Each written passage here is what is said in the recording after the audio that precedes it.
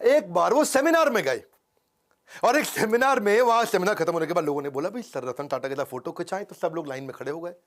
3 रो बना ली उन्होंने। पहले लंबे वाले लड़के पीछे खड़े हो गए, फिर थोड़ी कम हाइट के, और नीचे बाकी जमीन पे बैठ गए। अब सर रतन टाटा की कुर्सी लगाई थी, उन्होंने कुर्सी हटवा दी, तो लोगों को लगा खड़े होंगे।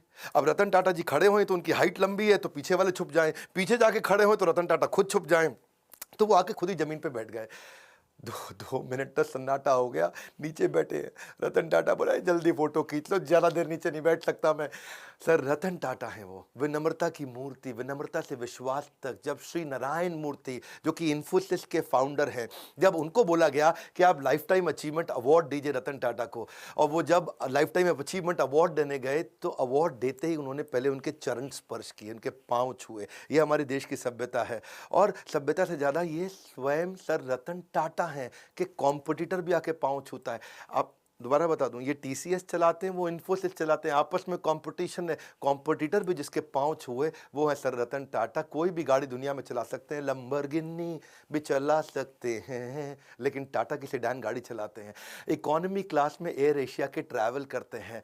ट्रस्ट इक्वल्स टू कल्ट, उनका कल्ट इतना ज्यादा है। एक बार क्या हुआ, सर रतन टाटा के 1 मिलियन फॉलोअर हो गए इंस्टाग्राम पे, तो वो इंस्टाग्राम पे आए, सबको धन्यवाद कर दिया कि भाई मेरे 1 मिलियन फॉलोअर हो गए, आप सबका बहुत बहुत धन्यवाद। तो वहीं एक लड़की ने नीचे कमेंट लिख दिया, कांग्रेचुलेशन छोटू।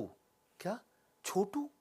अब लोग बुरा मान गए, छोटू कह रही है, ये देख तो ले कौन रतन टाटा है वो, छोटू बोल। उसने सोचा 1 मिलियन मतलब छोटू जैसा ही है, और लोगों ने इतना हेट स्पीच लिखा, इतना बुरा किया, ये देख तो ले, देख रतन टाटा है वो, देख देख। और वो बेचारे फिर रतन टाटा आ गए बीच में, और उन्होंने आकर के लिख दिया नीचे, उन्होंने लड़की को पहले बुरा भला तो बोला नहीं, लेकिन उल्टा आकर के लिख दिया लड़की से कि मैं आपसे माफी मांगता हूं, आपके बारे में लोग इतना बुरा भला बोल रहे हैं, और लोगों को बोला please treat this young lady with respect. लोगों ने बोला ओए देख ले, और देख ले, ये रतन टाटा, और गुस्सा खा गए लोग। भाई रतन टाटा के मामले में लोग बिल्कुल नहीं सुनते हैं। और फिर बेचारी लड़की ने भी आकर के अपने कॉमेंट को डिलीट किया। ऐसे सर रतन टाटा ट्रस्ट का दूसरा नाम है।